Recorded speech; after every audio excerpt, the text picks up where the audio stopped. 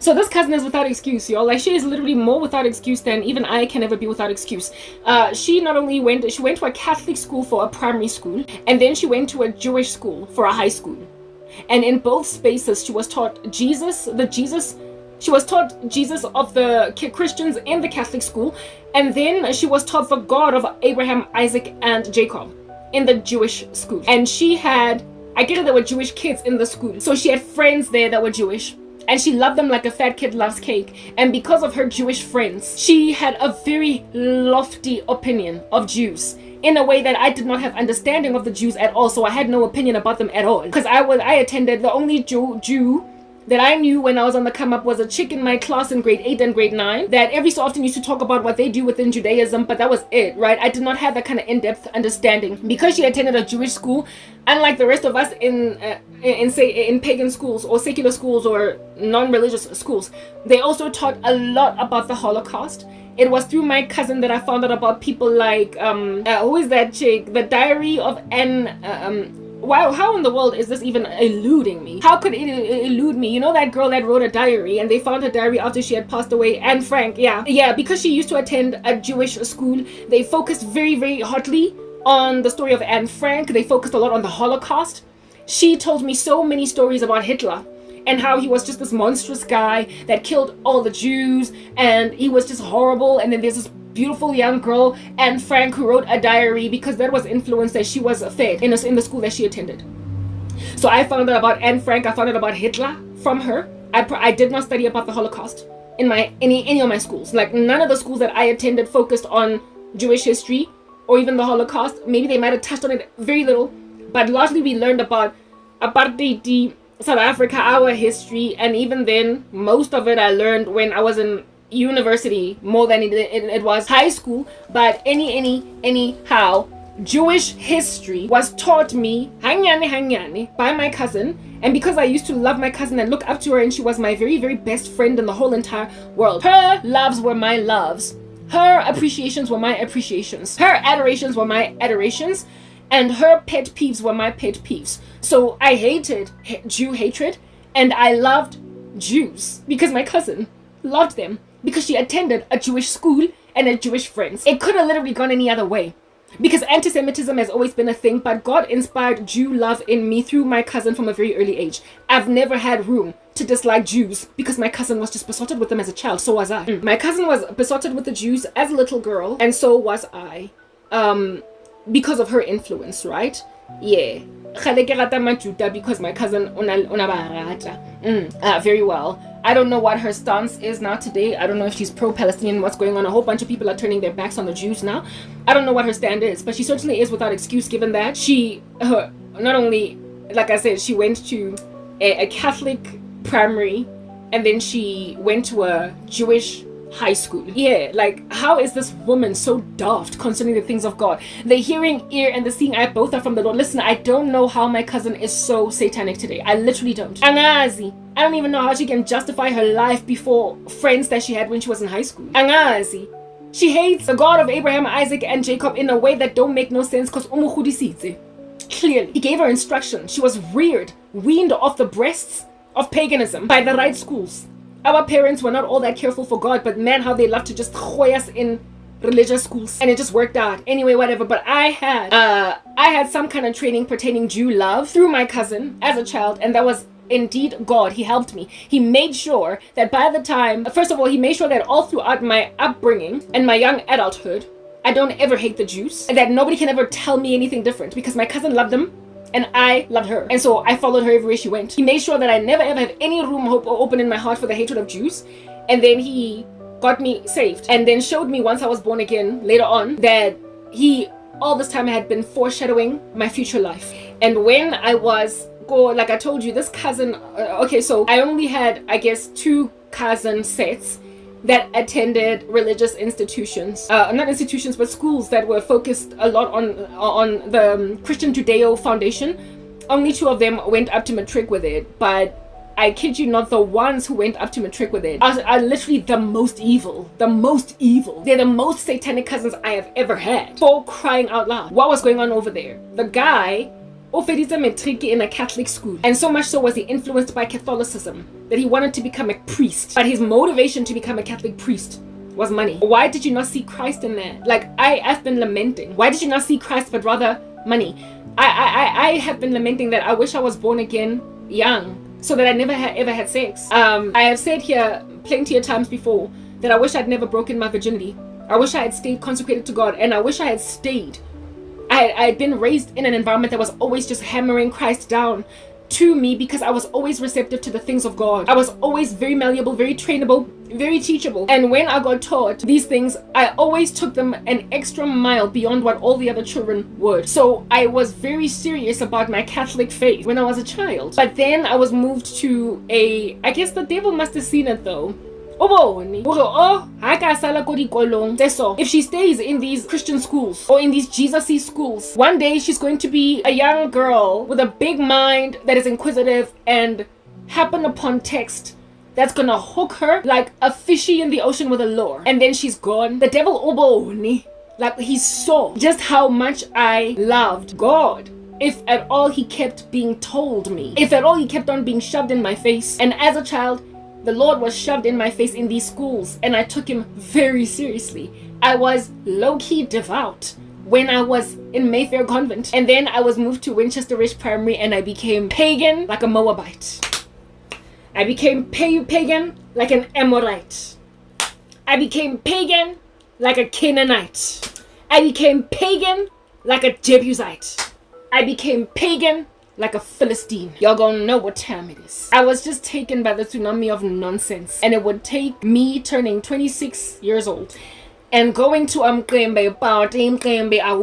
party of a friend of mine that was turning 25. And at that party, seeing as my boyfriend and I were broken up, I was like, what must I do me? How long must I make a guy wait before we have sex? And some chick out here responded by saying, wait until marriage. I was like, what? You gotta test the goods. And then she started blurting stuff about soul ties all up in my grill, and I was like, she spoke about this religious stuff in a club, in a dancey atmosphere, some kind of very vibrant dancey restaurant. And even though this chick did not give me answers that were satisfactory, I couldn't let whatever she said go. And I took it home and I researched myself, and that's how I got born again. Long story short, if I had reiteratively, perpetually, and consistently been awarded the gospel, I would have repented early in my life. I am sure of it, but it took up to 26. So we had sex, and that sucks. Abangani bami, why they didn't evangelize me, literally we don't know. I can't tell you anything. I can't satisfactory. I can't. Cause never can I ba busy ba plomile mpentshi o sa tsebeng next ka Jesu. Ha ba bua le nna. But every so often they would drop bombs like, when you commit suicide you will go to hell. And thanks to saying stuff like that, I didn't commit suicide when I was 21 years old, because the moment I tried to drown myself in a bathtub in my mom's house, I heard her saying, people who commit suicide go to hell. And I stayed alive for no other reason but that voice in my head. It was from my friend, but it turns out that it was from God. That there is a doctrinal thing that we can discuss another day, but it saved me at 21. Long story short, anything at all that had to do with Jesus, the Spirit of God, heaven, hell, even if it was mentioned like a whiff in passing, voo, like a vehicle airling very fast on a highway, voo, it just stuck. It blew me away, and I lingered. So all that it would have taken was somebody to sit me down and explain stuff, and I would have been, I kid you not, a 14-year-old born-again child of the living God. I would not have had sex. I would have waited on the Lord for my husband. I would not have cared about parties, clubs, because on the day when I finally got it, nobody could tell me anything. And people are trying to make me walk away from God. You didn't explain the gospel to me. That's the only reason why it took me so long to get born again. But once I got understanding, I didn't look back, to a point where I've been suffering now for 11 years. And I'm still holding on to this God because he was finally properly explained. And even then, he wasn't explained. I researched him. Because South Africa, you are dropping the ball pertaining not only evangelism, but discipleship. When I made my own decision to start researching, that's when I solidified. So if I had relied on you to not only evangelize me but also disciple me, I would still to this day keep on taking a whiff from a speeding car, dropping some kind of gospel truth in my grill, being all perplexed and shaken, and then dust it off and move on and carry on with a worldly lifestyle. I would have carried on like that until I died. But the lost sheep, God fetches him or her. The prodigal son, God waits for him or her. And so too does the Lord identify where the lost coin is at. Until one day that speeding vehicle, it could not speed by fast enough because she was sitting with me, and I kept on probing and asking, asking for however many hours we were there. So she couldn't escape me. She couldn't. All the others were drive-by shootings. Drive-by shootings. I remember this one girl saying to me, I was like, I'm a Leo. Yeah, because I was born on the 8th of August. And she's like, hey, that's astrology and it's a sin against God. When she said that, I was like, huh? We were having lunch at Design Quarters in 4 ways. It was around the same time I was about to get born again. I'm out on some. My birthday is coming up on the 8th of August. I'm a Leo, so this is what I'm gonna do. And then she just dropped this bomb all up in my grill, and she was like, that's astrology and it is a sin against God. And then she was like, I'm joking, I'm kidding. However, in the 5 seconds where she said that's a sin against God, it's astrology, it's abominable, I was like, huh? I was like, eh. However, she drive-by shot past that, but it lingered. Shapilega drive-by shooting, kodwa ya lingara. This was when I was interrogating the things of God. This was after her, she was the one with the 21st birthday party. This was after her friend spoke about soul ties. I was yet to get born again, but I was intrigued about the things of God. And she told me that astrology is a sin. And I was busy interrogating the things of God. Wangi correct when I told her I'm a Leo. And then she said, I'm joking.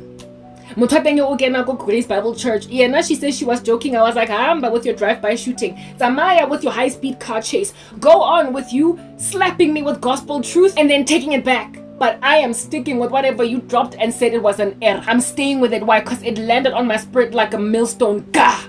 God was like, take it. Take it. Don't let the devil steal that seed. Take it. Take it. We say I'm joking. She says she's joking. Same night. When I got home, I went in my laptop. Dongle yako MTN, data yako msebetsing. Is astrology a sin? All these articles, all these YouTube videos. On that day, I abandoned ever calling myself a Leo ever again. I abandoned ever reading my horoscope ever again. Astrology is a sin. I'm joking. And I got convicted that it was, because the Spirit of God caught it like a speeding fishy trying to escape your catch. And God was like, kotile, tolile, dopile. Karabo zoyithatha lento, run with it, where now that says the right thing and then retract because you're scared of being told where to get off. But with your doctrines of demons and destructive heresies, you have exchanged the truth of God for a lie. Go on right ahead and keep on saying you are sorry for giving people the truth. But as for my daughter, she's gonna run with it. Still to this day, you will never hear me calling myself a woman of the light or a woman of the lion spirit because I'm a Leo. Astrology is my mythology. It was language that was on my tongue all my life since I was a child. Because of one drive-by shooter. What I'm trying to explain is that without just chilling, lodging, or at least lingering. But once I make a decision to self-study, nobody can uproot me. I need the bathroom. And I found another pin. It's always been here, because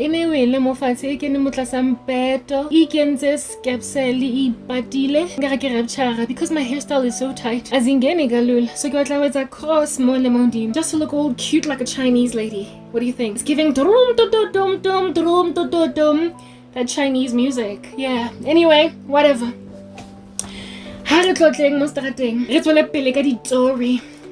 So yeah, my deceptive cousin. So I told you about my cousin.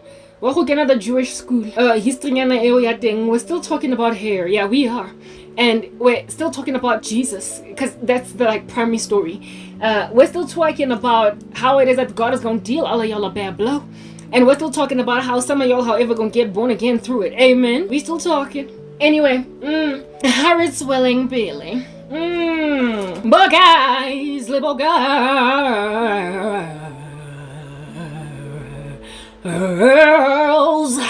Okay, moving on. So, hey, Kimo, this deceptive little guy that at some point at the age of 17 would even want to become a pastor because of how much money there is to be made over there. There was already the love of money in him. Evidently, he of course never became, not so much of course, it's not obvious. He never became a religious man at all. If anything, quite the extreme. He became one of the most prolific little witch doctors that I've ever known.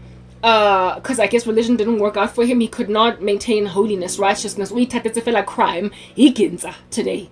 Ikinza glorified, like proper. That's what he is. Like he's into random crime.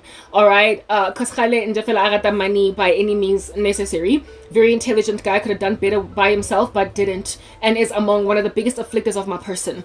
Today, Gabuloyi and like I said, both of the cousins that had some kind of religious influence were the ones that turned out to be among the most evil, the most evil, right? Amidst all of my cousins. Like, yeah, they're the most diabolical, like the most by far, yeah. Especially the guy. The only reason why the girl is highlighted that much is because she was my very, very close, very tight. At some point, the boy cousin, we grew apart because of his lifestyle. He became a GBV monster, girlfriend, and that was just so unsavory that all of us just kind of broke away from him because he just became such a nasty guy. That's the only reason why I don't hear very much about him, because we stopped being close. But the girl, nearly tight all the way up until I came to Christ, and then waba arrive. But the guy is literally by far the most evil human being in the family, like by far. Okay, it's just that the chick is mentioned, highlighted a whole bunch, precisely because she was in binge, like very tight. We were so fast, full stop. She stopped it. Yeah, okay. So because we were tight, because thanks to the passions, busy ganna hadno, busy ganna. And because, like I said, the tightness is what makes her appear to be the most evil among them all. But I am a big victim of hers precisely because like that. However, South Africa, and that's why he is, like I said, by far the most evil monstrosity. Go family. Anyhow, now that I've mentioned that, the boy, I am like 7, he's like 9, tiny little years old. Do you understand? I'm 9, he's 7. Reko mapetla. I thought we're visiting, but it turns out I'm being dropped off. And this boy butters me up at that little tiny age. It is no wonder he became whatever under heaven it is that he is today. It is no wonder at the age of my 9 and his 11, I dreamed about him in hell. Keha Motako now, 4 years earlier, saying to me, Skawara man Karabo. Re tlo tla ka osanero lata go ya go Gold Reef City. O tlhape o itsokotse. O be montle, we're gonna pick you up. It's just that go gae, go tladi. Ha gona dimpeto tse enough. Ha gona mempeto e enough. Bona ba bangata jwang bana. Little known to myself that he's gonna get dropped off go habona where he stays go Dlamini. My cousins stay already, babang, with my grandmother go di rumung le basadi le batswadi ba teng. My sister is among them. Mara ena dula ko ntlong. So, therefore, essentially the fun and games is over now. I think it was the end of school holidays. Fun and games is over, which is why it was in the middle of the week that this happened. Fun and games is over now. And so everybody's going back home. All this time. And the cousins that visited over the holidays, that's why we were convoying. Marana, they decided to drop me off together because I'm going to throw my toys out the cot. So Bank Kapileda in the name of Sio Vagasha. Ngahamba because when I was a child, I used to like Mariu. Akoloi. Kikena koloi Mariu. Refitla ko mapetla. Hey. Kifitla ko mapetla. And I start to throw my toys out the cot on some. I'm not staying here. I'm not staying. I sang the opposite of Jennifer Hudson's song. I'm telling you, I am going to wherever you're going, cause all this time I've been living there. No way. No way you're living without me. And cousin you, uncle you, mother you, you're gonna keep me. You're gonna keep me. I'm staying, or rather, I'm leaving. Anyway, mara because cousin I was throwing my toys out the cot. Nobody could khona me. My mom didn't khona me. The lady whose house it was didn't khona me. Her daughters didn't khona me. Uncle didn't. Nobody. Cousins except for this incha. Except for my Boomba cousin, best friend, one of my besties, boy cousin. And he was like, it's more than you, and it's more than me. At the end of the day, we are a family. We're gonna pick you up tomorrow morning first thing and take you, Bumblebee, to Gold Reef City. It's just that right about now, there are too many children in the house, and there aren't enough sponges on us to sleep on as a family. We are a family, like a giant tree. That's why you have to concede. There's not enough space for us in that one house. So you're gonna sleep here for one night. It's like a hotel stay, but you'll be with us to tomorrow. And then go to Gold Reef City. After that, we're gonna eat ice cream and waffles. We are family.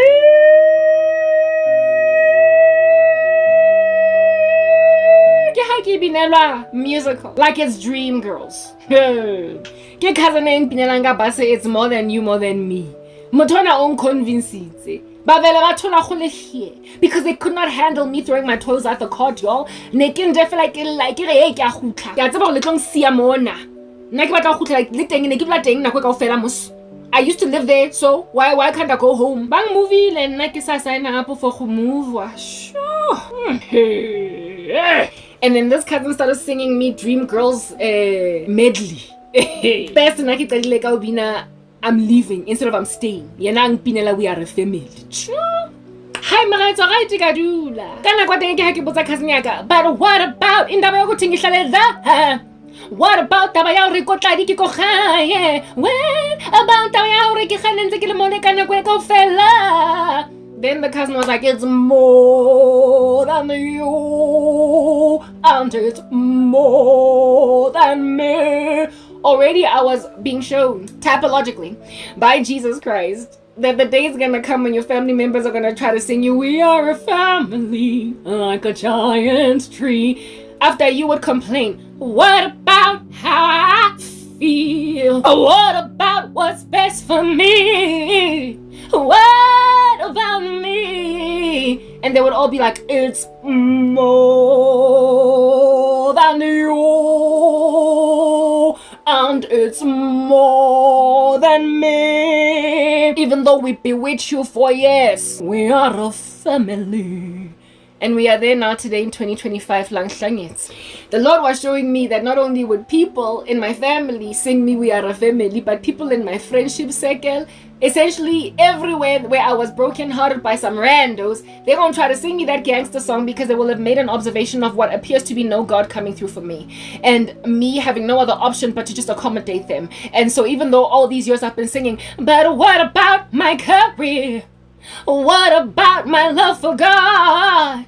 What about your witchcraft? And they will say it's more than all of that, and it's more than any of that. At the end of the day, you are our family. Oh my Karabo, come on, you've been lonely for too long. It's at that sweet spot when the rapture happens. Then you're gonna know God never left me, God never forsook me. He was always preparing me ever since I was a little child for the day when you will be dropped off where you don't want to stay. But in that time, you are going to enjoy yourself. You are going to be happiest. You're going to be at peace. You're going to receive a love you've never understood coming from your immediate family. And afterwards, whoop, I'm going to vacuum you like some clothes in a chute. And how do I look? Into the sky. And these randos are going to be like, I guess it was more than me and my idolatry. At the end of the day, I am a satanist. You'll admit it. And like I said, you gon' dab. Like I said, you gon' dab, baby girl. You gon' be here on some, it's more cafe spot. It's more than all of my idolatry. At the end of the day, I am a sultry devil worshipper. But there is a holy God, and He effects justice. You gon' sing the right song while you dabbing, baby girl, dabbing with a cotton bud or maybe some tissue. More than me and my idolatry. At the end of the day, I was so satanic. Let la bina right. I bang tissue. Yeah, so here lies this like rando singing me it's more than me, more than you. And I bit as a child. I ain't biting no more. I ain't biting. You gonna be dabbing, but I ain't biting. I guess bye. Mara mamelang, galeling tampa, galeling tumpa, galeling siamorago, galeling chisa ka di bicycle. That just came in there. But anyway, whatever, galeling chisa ka di bicycle level. Highly busy, guys. So this cousin thinks me is more than me, more than you, and he basically says that listen, stay here. We're gonna pick you up. Literally, he said, "It's show Gold Reef City." Week gets very shiny. Ngare onali kibi most fatlhong gore sunbeam. Shine girl, ne? Mara here's the reason why I want to go see. Bona re bangata jwang. Re tlile mo ka convoy. This is a 7-year-old. Bona re bangata jwang. Re tlile mo ka convoy. Ha gona space ko gae. Listen, all this time when they were all this time when go tladi, ne ba checkile over the holidays. Really squeezed with each other like sardines, and it wasn't a problem during the holidays. But now all of a sudden there's no space. I bought it. I hook, line, baby girl, and sinker. I was a goner. I was gone with the wind. I was running like Forrest with a lie. Hey, I wasn't a critical thinker then, like I am now. On some marana really busy, really squeezing, got this sardine, got a pilchard, fish mara, can got a lucky star. Now what over? Maragaja go put take a problem. To a point when not something over like uncomfortable go inclunya osmamos. Can it? My cousin told me there's not enough space. But girls I never got for Gold Reef City. Well, of course, the next morning I woke up, and was the next day back to school or the next 2 days? I believe it was back to school the next day. So the next day a uniform and I was taken to school. No Gold Reef City. You could imagine I get so and bathed. How that must have felt when I got woken up very early in the morning and told me Tsiki out and go no, but I didn't care. It was one of those houses where there's a toilet outside, like if a room, there's a toilet kamontle. Like the other day, I even used Binaya in the RE. It's the little things, joy and happiness, peace.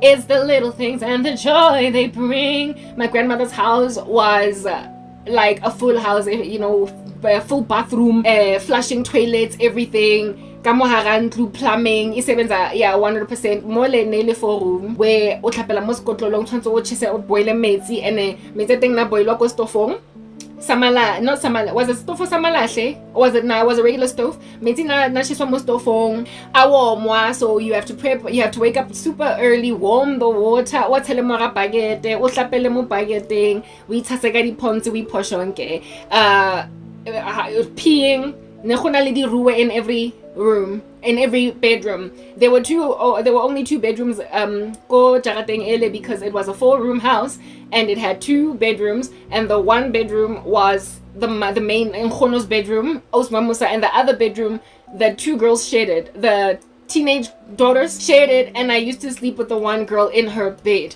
And in these rooms, I don't know what is ruwegeng ka Sekgowa. It's like a thing that people pee into at night. They're usually used for elderly people that struggle to walk to bathrooms and whatnot. But the ruwetsena were inside the house, not because people could not out here, walk to the bathrooms. It was that you would have to unlock the house and go outside and pee. Go toileting yakamontle that does flush, right? The toileting yakamontle, they did flush. So it's not like when you did the number 2, you had to go through too much. Mara, all that had to be done by maybe like 11 p.m. at night afterwards, of which Tonzelikie. And so when you need to do the number 1 to pee, you would pee go sirueng, and in the morning you would then grab that bucket, siru or whatever, and then hlapa. Do you understand? And then of course during the day people use the toilet that is outside that flushes kachini. Yeah, that was that situation in my grandmother's house, however, and I'd lived Ena before, and every time I would go back to my grandmother's house, I would feel such a relief that yeah, this is like modern living, lifestyle, like the back then version. I would feel the convenience of living in my at my grandmother's house, because it is convenient to live in those kinds of conditions, but when you get used to that kind of life where you're tshwantse o tlhapele go sekotlolong, o rotele mo seruweng bosigo, o lo tlhapa like literally handling your own urine. Gross. When you get used to that, it stops being taxing, but then you realize that you missed it when you go into a more urbanized house. And my grandmother's house was that urbanized house, but her best friend's house was still out there doing 4-room guys set up you. That was all up in that joint. There was so much love that I forgot, like as an amnesia, as in dementia. Remind me again. I forgot about the pain of the Lord was showing me that one day in the future they're going to do that to you, baby girl. But I'm going to pour so much love into you. I am going to pour so much love into you in meager, lowly circumstance, in a meager space. La osena toilet e flasha. O robala le moto. Bedroom so much in this environment that it won't matter, that it's taxing for you to have to go outside to use the bathroom. All that is going to be a small price to pay for all this cushy comfort, to a point where like, why are you out dismantling and unhinging my peace? Like, what is wrong with you? Like, you throw me in an ecosystem, now you want me to go back. Like, God showed me that the day's going to come and my family to and from my older sister and my grandmother. Same mom, same dad. The separation of which could be felt. It was alive. It was like my twins being ripped apart because my older sister and I so it wasn't comfortable apart, and yet they kept separating us, evidencing that it was just unfair towards me in particular. I was just being thrown away. I was a casualty for a casual thing to do, a mere formality. Do you understand? And then afterwards, because we miss her, she's ours. At some point, kicking and screaming. When they would come and pick me up, it's like, yo, you dropped me here. Now that I love this place, you want me to go? Like, leave me alone.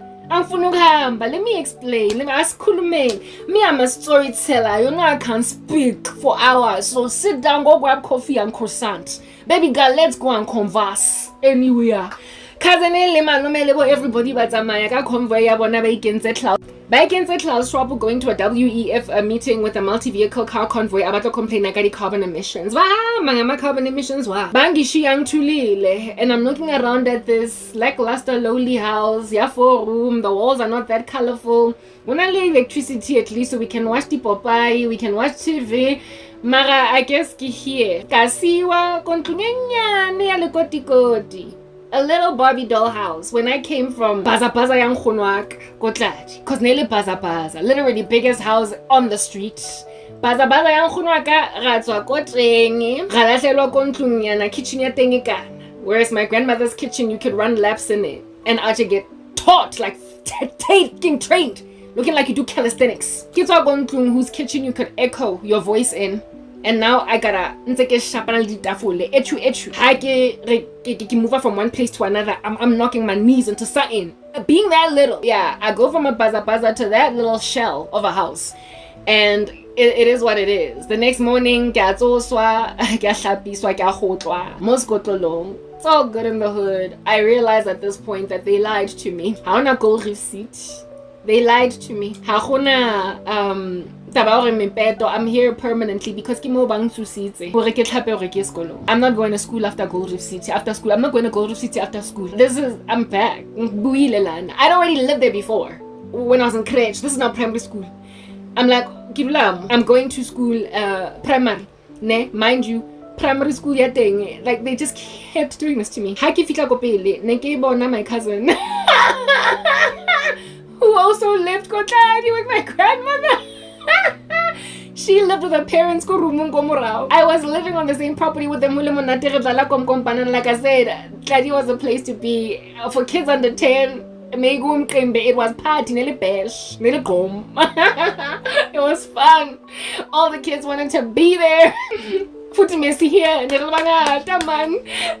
And then here, there's barely any children. I'm shy. I struggle to make friends. And I didn't have friends in this space. I did not have the next door neighbor's child or anything. I did not have even children that lived in that community as my friends. Mengadlali party when I was komapetla. Mengadlali kompanana. Mengadlali umgusha. I was not partaking in children's activities. abangani bam were the people who lived there. When I was living in Mapetla the entire time, and this is precisely because of my personality. I'm shy. I've been shy all my life. I was shy. As a child, I struggled to make friends by myself, okay? I needed to be accompanied by other kids in order for me to make friends. It's like I became the friends of whoever my friend was friends with. So I became friends with whoever my cousin's friends were friends with. I became friends in high school, in schools. I would become friends with the girls that were in my class because they were always there, and I would just kind of, by default kind of mesh with them. But you would never see me being friends with a girl in another grade, in another class, in another whatever. I would be friends with them because they were in my environment anyway. That's how I ever made any friend at all that was outside of my immediate sphere of influence. When I was in high school, I made friends out of girls in other grades because I was in drummies with them, right? But I could never ever just be in grade 9 and have friends in grade 11 or even grade 8 because I'm so social. Like, I was never that girl. It was always like that with me. So I always ran, I'm sorry, with whatever company I was allotted. I always ran with whatever company I was allotted. That was my affiliation. That is who and only who I hung out with. Nobody else, nothing else ever gave. Still to this day. So if my company allotted me is Ugoko, that's in her 60s or 70s. And if my company are teenage girls that are in high school, and at the time, the way that was so long ago, high school was not called even standard 6, 7, 8, 9, 10. It was called Form 1, Form 2, Form 3, Form 4, Form 5. These chicks were in Form whatever in high school. The daughters of Osma Musa. No, it was not the daughters of Osma Musa. It was the grandchildren. Like, these older ladies, ba lahlelwang, kadi grandchildren, kadi grandkids. That woman was old. She was significantly older. Those girls were not her daughters. They were the children of her children. So her children still to this day, I give it. But I do know that the teenage girls that were living there could not get enough of me. They couldn't get enough. Oh guys, yes, it's like I was an iPhone to those kids. I'm not lying to you. The way that you would see a teenager, I live here, mobile iPhone. Those girls looked at me like I was some elaborate new iPhone on the market. They were always here, they were always playing with me. Like, it's like, you're a teenage girl, how about they rushed home just to hang with me. Like, it was so. The only reason that I know that I was cute, the only reason I know I was cute as a child is because of those girls. iPhone, I am not lying. So I get taken to school. So I get the one in whose bed I was sleeping, Naniki. I will never forget her. So I get this chick, and then she walks me to school before she goes to school. Everybody's in school uniform at this point, but I'm like in primary, they're in high school. Walks me to school and then goes to her own school, and this becomes like a whole thing. And every day when she's walking me to school, she's playing with me. She's kicking stones at me, and I'm kicking them back to her. Muddying our kiwi keeps our shoes protected for a long time. After school, I get picked up by Osma Musa, like the woman, the gogo self, picked me up after school because her daughters could not pick me up after school because high schools ended later than primary schools, like at 2 p.m. What's happening? What am I hearing? At 2 p.m. that's when high school came on, but primary schools felt like about 1, 12:30, 1. Yeah, so I could not just wait around for a high school kid to come and pick me up. So after school game, what do you call this? The grandmother, she had energy. She could she walked and picked me up and then went back home with me. And Lena Osmamosa, she was so sweet. Everybody loved me all up in that joint. And the weird ironic thing about that environment is that that first ever primary school that I ever been at, right? Yeah, where I was at for maybe 2 years. I was the Dumela maybe from grade 1 to 2, and then grade 2 I was in 3 different schools. I told you that, right? Mayfair Convent, Dumelang, and St. Matthew's. Yeah, I was there for 2 years, go Dumelang, and my cousin also started out go Dumelang. And this cousin of mine that stayed go Jarateng go Habona, go Heso, go Khonong's house, go Tladi. Go Banalena go Skolong, guys. It's just I literally don't understand. I don't get it. Make me understand. I'm going to school, and when I'm at school I see my cousin and we are happy to see each other. We play with each other. It does not dawn on me that ngilahliwe. And then after school, my grown up high school age boy cousin picks up out of, like, he's not high school age, sorry, he's out of high school now, right? He picks up the kids from primary school, but like a different person. And we fork. And I'm like, bye bye, I can see you tomorrow. And this thing would go on for like another year or whatever, right? Bye bye, I'll see you tomorrow. It goes on for another year. And in that year, I was given so much love. Like I said, Naniki Lintabizeng, these sisters, in the same room of which I used to sleep, and I would sleep in particular with Naniki. They did not consider me a burden. They didn't look at me like until, you know, yes, of course, and whatnot, but a lot of times they rushed home just to hang with me. Like, yeah. And then I used to have like just an absolute adoration of peanut butter. I can tell you why today it's not about, but I was such a big fan of peanut butter, and peanut butter is and always will be expensive. Okay, peanut butter every so often against the rules of the house.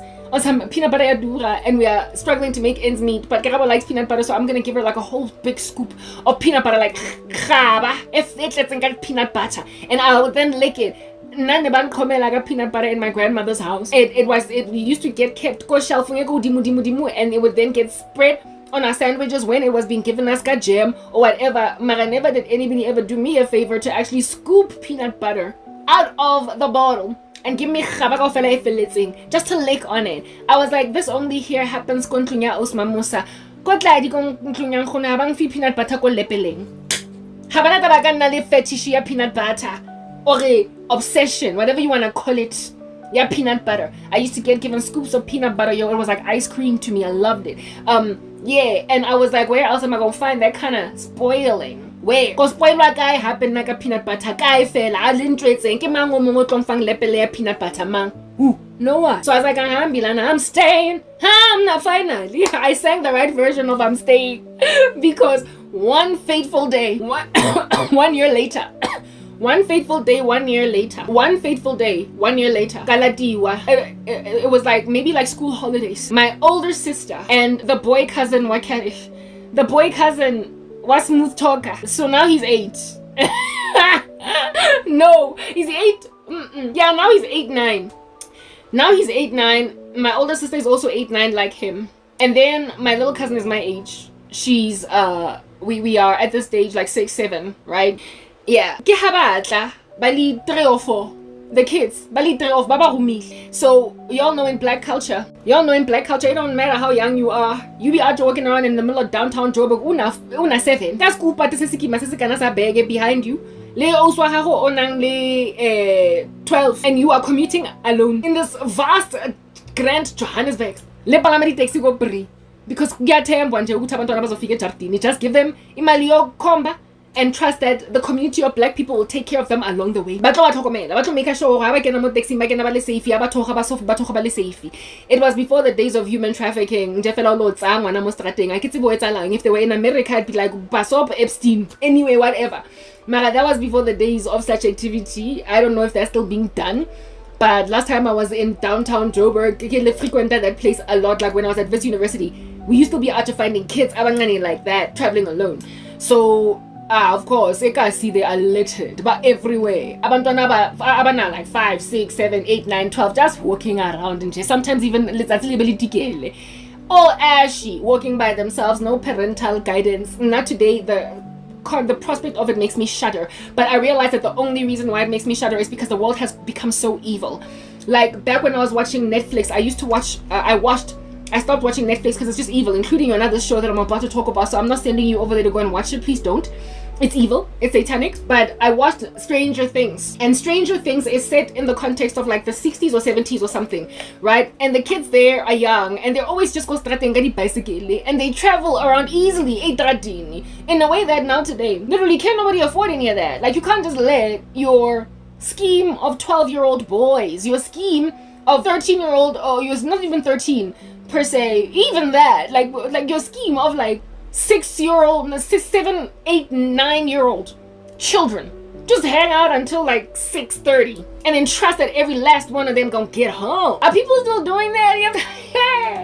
I can't fathom it. Like, I shudder at the mere prospect of letting my 13-year-old daughter, and I'm saying 13, that old. I can't, like, if I had one, I don't have a daughter just in case you are coming into the space for the first time. I'm using an analogy. I cannot fathom letting my 13-year-old daughter leave the house after coming back home from school, right? At like 3 p.m. and come back at 6:30. Up and down most even here in Wilgevel. I can't fathom it. I can't fathom it. I literally cannot. My younger sister was born in 2001, and while my mother could let us roam the streets of Soweto, even downtown Joburg, Brie, North, Van Brandy, Skort, Rena Lepa, 2 years old. Okay, that's an exaggeration, but you get my point. Sinabo my 12, Sinabo my 11. She could not do it with my little sister. The world has gotten evil. Do you think that with this trajectory of wickedness that we are still gonna be here for a minute? Yo, you is giving naive like all the day long. It's just giving daft. Anyway. Yeah, my little sister, ever since I could remember, and if she's going to be blooming, and if she's going to go and bloom somewhere else, somewhere else, yakhona alandwe futhi kwamele kwazi ukuthi ukuphi mara hozola Hashem no ukuzula. My little sister akwazi ukuthi ukuzula yini. It was a delicacy, a treat. It was like snookfish. It was a delicacy that you will never know about if you've never grown up ekasi. King is snookfish, king white leaf. Yo, it sounds nice, but I've never seen or heard of it in my life. It's an ancient figure. It's an apparition, a ghost, a poltergeist. It's haunting now because I ain't never seen it for real. But guess what? It's in the house because those who grew up in a certain time by a kumbula, so it's a haunting. Roaming around of turn in 2025 is like a poltergeist. A haunting is like snookfish egasi. Uyasazi so siya haunta kodwa usigcine nini, and umntana khona 7 doesn't even know what it is. Alright, sure. Very well. So Ozi waga omunyane khalanza latiwa, and still to this day as a 24-year-old woman osensene a dropwa ki uba ukomba komi. Oh, my mother couldn't fathom it. She couldn't fathom it. She shudders at the thought, and I still shudder at the thought of ngiyekela nje i-13-year-old ukuthi izule, but I guess kusazulwa in the Kasi. There was a time when I was made to live go Cosmo City, and the kids there were still zulare. I guess it still happens in the Kasi, mara rona ba gentrified ba khudla modi sabab so akusazulwa anymore. And I mean, I can't even fathom lokuzula wakhona. Mina personally as Karabo, never ke motlogela ngwanaka even though le nna gale ke ntse ke zola ko Van Brandis. I would never let it happen because kushubile emgaqweni. Gushubile is 2 Timothy 3. Last days, men are lovers of themselves, lovers of money, full of rape, boastful, proud, blasphemous, full of child trafficking, disobedient to parents, abusive, unthankful, unholy, despisers of those who do good, sex traffickers. I'm sorry. So that's why I'm not having children. Mara, when I was ambition mostrating monana, ha ke batla ngwana no ka se tlogono o ka se tlogono ho zola stratang ka re o go Stranger Things. Ne, bana ba go Stranger Things ba go America kwa le bana ba qala ne ba rata ho zola ne ba khona ho zola. I'm pretty sure today ba ka se khona ho zola same way. Stranger Things, which is set in the US, if they could fathom a time when kids could just zola like that in the street, it means it used to be a thing as well. Nase America. Namhlanje Donald Trump has declared martial law on Washington, on DC. Because kids can't zola no more. There's drug traffickers, sex traffickers all over the show until there's that kind of lockdown by your head of state. When you are imploring, what do they call this? National, what do I call this? Like the National Guard. Like, yeah, martial law, National Guard. Go America, go DC right now as we speak. Namhlanje in August, 19 August. Martial law go DC. The left in America is up in arms because Donald Trump has clamped down on the crime all up in that joint that is astronomical, exceeding that of the country in total ever and the world. On that day. Anyway, but that was before. In the streets, dusty ones at that. Shortly after apartheid of Afrique du Sud, it's giving Stranger Things. Bantwana bazule estradini ngama skateboard, zule estradini ngama bicycle, zule estradini nge 2 series. Shapaka di di taking yana tsa go taboga. Cousin yaka, my grandmother's house, Kotladi, right? It was quite a walk, especially for small little legs, to get to my bed. It was an arduous journey. Do you understand what I'm saying? So, one day, aroma uswaka, aroma cousin yaka of which was visiting again from Dlamini. Aroma cousin yaka who lives there, my bestie, somebody else. Nebali 4. They came, Batlongla. Nkhunwaka was like, Samuela Karabo, and we need there to be a few of you that go, because twanze little hape, lidi aparo tsa gage. So twanze le mothuso kuka di bag. Aroma bana. And like in Stranger Things, ke haba palama di bicycle, but instead of the bicycle, they're two series. One day I'm sitting there, I've got so much love. I've got so much love in this environment. I'm loving it. Mamela, I don't have friends, but my company is older people, and they all love me so much that I am content with not hanging out with little people. And then one day, as I'm chilling, hanging out, maxing and relaxing at around 4:30 in the afternoon, with their ashy, dusty knees, having perused the streets of Soweto, Banzabazola, ke haba kokota ko jagateng. I was like, Dintang mona. Ke go recognize abuti okay, hello. Ke go recognize uswaka okay, hello. Kazi, hello. Ke haba tla bana ba ifo hle ko jagateng. I think it was my smooth criminal cousin, his sister, my sister, and who do you call his sister, his sister of which would have been the oldest, so she's like 4 years older. His sister, my sister, go St. Matthews. His sister, my cousin. I hope I'm not confabulating here, but I do certainly remember, because like the details are eluding me. I do certainly remember that the smooth criminal cousin was there, right? And my sister was definitely there. As for the other two, I might be confabulating. I am not sure, but I do believe it was my bestie cousin that was my age and the sister of this boy, because they tended to when they came to visit Kotladi for the holidays, they came together, the sister and the brother, the two of them. I need to open for my cat.